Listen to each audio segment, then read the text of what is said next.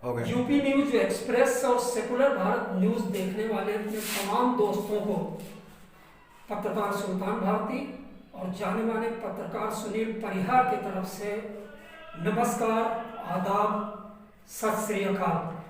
दोस्तों, आज हम संगम विहार साउथ दिल्ली में बैठे हुए हैं।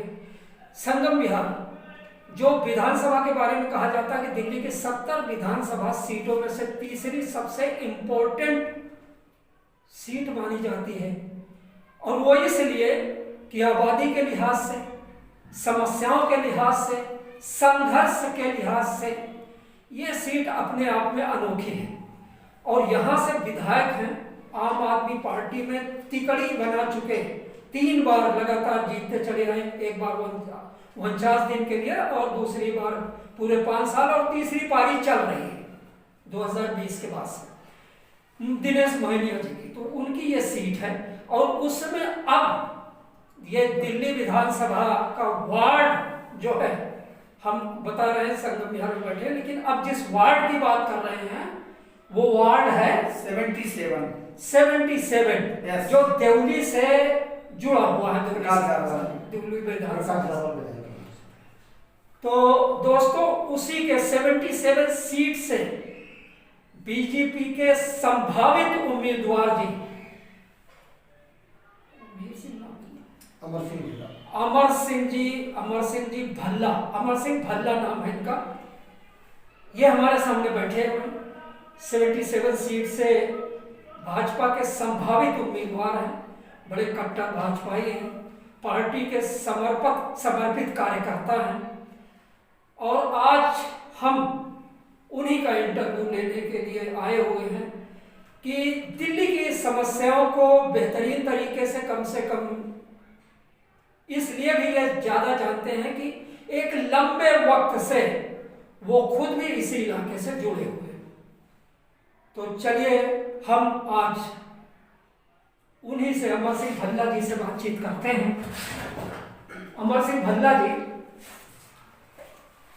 सेकुलर भारत न्यूज और यूपी न्यूज एक्सप्रेस के इस प्लेटफॉर्म पर आपका बहुत बहुत स्वागत है। क्या इसके पहले आपने बीजेपी के किसी भी एक पोस्ट से या एक सीट से कभी इलेक्शन फाइट किया? सर, यहाँ तो मौका नहीं मिला, और पिछले 20 बरस से जिस सीट पर हम जिस 77 की बात करते हैं, उस वार्ड में मैं 20 साल से निवास कर रहा हूँ, और मैंने ऐसा प्रयास अभी तक किया नहीं। और जब मौका मिला है सर, तो 77 से मेरी प्रबल दावेदारी पुराने कार्यकर्ता के रूप में बनती है, और मेरा फर्ज भी है, तो वहाँ से मैं कर रहा हूँ। इससे पूर्व मैंने कोई प्रयास नहीं किया। वैसे नियर बाई हमारी तिगड़ी ऐसी हुआ करती थी, अभी फिलहाल जनरल हो गई है, और वहाँ से भी मैंने कभी पूर्व में प्रयास नहीं किया।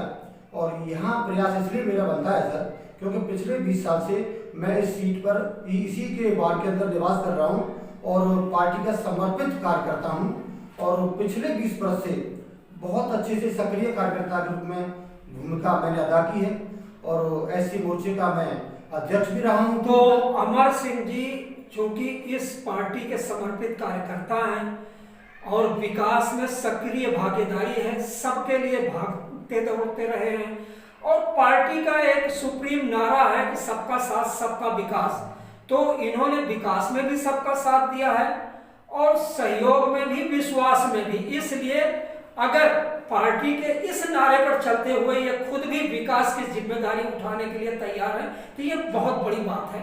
तो एक चीज आप बताएंगे कि यहाँ से पिछली बार के जीते हुए वो काउंसलर कौन है, किस पार्टी से? वो इंडिपेंडेंट थे, सुरेश चौधरी नाम है उनका, खानपुर के निवासी थे, और वो किसी तरह वो यहाँ से जीते, और हमारी बीजेपी की सीट बहुत 50-40 वोटों के अंतर से हम लोग वो सीट हार गए। ये दुर्भाग्य रहा हमारा, कुछ आंतरिक कलह थी, तो वो इंडिपेंडेंट जीते थे सुरेश चौधरी खानपुरी। गलतियों पर भी अमर सिंह जी की अच्छी तरह नजर है, यानी जमीनी हकीकत क्या होती है चुनाव लड़ने की, जीतने की, संघर्ष करने की, उन चीज़ों से बहुत अच्छी तरह वाकिफ है। इनको पता है कि उम्मीदवार हमेशा सिर्फ दो वजहों से हारता है अगर किसी पार्टी का। पहली चीज भीतर हार, जिसका ये संकेत दे रहे हैं खुल्लम खुल्ला पार्टी के समर्पित कार्यकर्ता बताएंगे भी नहीं कि ये खामी किसकी तरफ से नहीं। और दूसरी चीजें होती हैं पैसा, तो शायद इसमें वो धन बल काम आया होगा, लेकिन जो जितने कम अंतर से जीतने की बात ये बता रहे हैं आजाद उम्मीदवार से, वो संभावनाएं प्रबल संकेत करती हैं इनकी तरफ से कि इनकी दावेदारी में वाकई बड़ा दमखम है। तो कितने आप एक चीज का बताएंगे क्या हमें कि उस पर टोटल कितने वोटर हैं? 42,000 वोटर है। उस पे हिंदू वोटर कितने और मुस्लिम वोटर कितने होंगे? लगभग तो हिंदू वोटर ही है, 7-8% मुस्लिम वोटर। तो अगर इस तरह की क्या कहते हैं, जैसा कि इन्होंने बताया कि 42,000 वोटरों में बहुसंख्यक वोट भारत के बहुसंख्यक समुदाय का है, तो जीत के कई आंकड़े इनके पक्ष में जाते हैं। मान लीजिए आपको इस बार पार्टी ने टिकट दिया, तो अमर सिंह जी ने आपके उस 77 वार्ड में 77 नंबर 777 में तो सबसे प्रमुख प्रॉब्लम्स क्या है, किन्हें दूर करना चाहेंगे आप? प्रॉब्लम कोई नहीं है सर, कार्यकर्ता सम्मान चाहता है। हम अपने हर कार्यकर्ता हर पदाधिकारी को साथ लेके चलेंगे। वहाँ की जो प्रमुख समस्याएं हैं सर, पानी की समस्या बहुत महत्वपूर्ण है। सोनिया विहार का पानी था, हमारा जो क्षेत्रीय विधायक है प्रकाश जायसवाल, वो हमें 5 साल 3 साल तो हो गए और 2 साल और 5 साल पहले कार्यकाल उसका खत्म हो गया। सोनिया विहार का पानी के लिए हमें लालच दे दे के पूरे विधानसभा के लोगों को अब पानी आया, पानी आया, पानी आज तक नहीं आया। गलियों की हालत बद से बदतर कर दिए। आप देखेंगे सर वहाँ का विजिट करके पूरी विधानसभा का, तो मैं नहीं कहूँगा, विशेष रूप से सर संगम विहार का सारी गलियां खुदवा के डाल दी हैं। उनको ऐसा लगता है कि पब्लिक इतनी सीधी सादी है कि यहाँ की पब्लिक जैसे हम उड़ेंगे वैसे मुड़ जाएगी। सारी गलियां खोद के डाल दी हैं। एक प्रॉब्लम नहीं है सर, पानी तो कहीं है ही नहीं। संगम बिहार में एक प्रमुख समस्या इधर भी है पानी की, करीब करीब हर तरफ। इसका हल क्या नगर निगम ही करेगी या कुछ और भी विकल्प अपनाए गए हैं? सर हम इसका ऐसा एक रास्ता निकालेंगे कि हमें लगता नहीं है कि हमें केजरीवाल या ये प्रकाश जायसवाल या आम आदमी पार्टी पानी दे दे। हम अपनी केंद्र सरकार की मदद से, जो हमारी भारतीय जनता पार्टी की सरकार जो केंद्र में चल रही है, हम उनकी मदद से एक दूसरा रास्ता निकाल करके पानी की व्यवस्था हम कराएंगे। ये हमारा वादा है सर। और जो प्रमुख सड़कों के रूप में जो गलियां हैं चौड़ी, उनकी हालत सर ऐसी हुई है, पानी के साथ साथ एक मेन प्रॉब्लम दूसरी प्रॉब्लम सड़कों की है। उसमें ये पता नहीं चलता सर कि सड़क में गड्ढे हैं, गड्ढों में सड़क है। आए दिन घटना घटती रहती है, गाड़ियां गड्ढों में चली जाती हैं। और चलिए अमर सिंह जी, आपको रोकने के लिए माफी चाहूंगा। अभी आपने कहा कि हम राज्य सरकार से सहयोग लेकर पानी की कमी, केंद्र सरकार, तो केंद्र सरकार से, सॉरी राज्य तो खैर आम आदमी पार्टी का, तो यह सहयोग मौजूदा वक्त में क्यों नहीं लिया जा रहा है? सर हमारा वहाँ काउंसलर नहीं, जिस ब्लॉक में मैं रहता हूँ और वो ब्लॉक सर थोड़ी ऊंचाई पर है। जब तक यहाँ एक अलग से बनता है, डीपीआर बोलते हैं, कुछ ऐसा कुछ है, वो पानी का बोलते हैं, जिससे प्रेशर आता है। ये सब जब तक वो नहीं बनेगा यहाँ आसपास, तब तक हमारे ब्लॉक को पानी सर मिलेगा ही नहीं।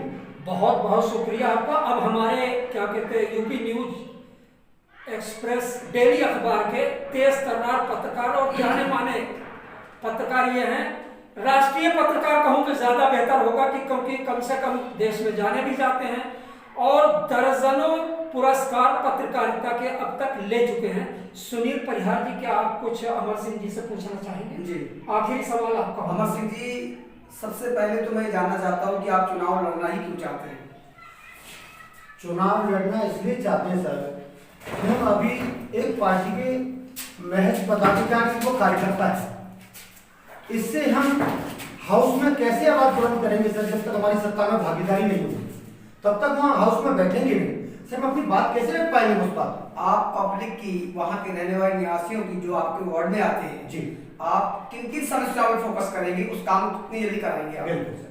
वहाँ की मेन समस्या सर एक तो पानी की है, दूसरी समस्या इन सड़कों की है और मेन रास्ते की है सर। उन सड़कों का क्या किया है उन्होंने, उद्घाटन कर करके अधिकांश सड़कों की डाल दी है सर। क्या महज एक उद्घाटन या रिबन काटने से सर विकास हो जाता है क्या? अभी उनका दिमाग ये काम कर रहा है आम आदमी का कि आदमी और वोटर इतना सीधा है यहाँ का कि हम रिबन काट देंगे और उद्घाटन कर देंगे सर, तो इससे क्या लोग प्रभावित हो जाएंगे।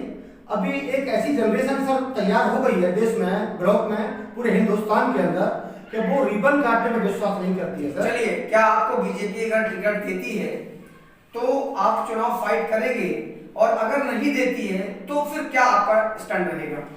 सर हमारा स्टैंड ये रहेगा, यदि पार्टी ने ठीक निर्णय ले लिया, यदि पार्टी ने ठीक से निर्णय ले लिया सर, तो मैं ये जिम्मेदारी के साथ कह सकता हूँ कि वो सीट में बिल्कुल निकाल के दूंगा।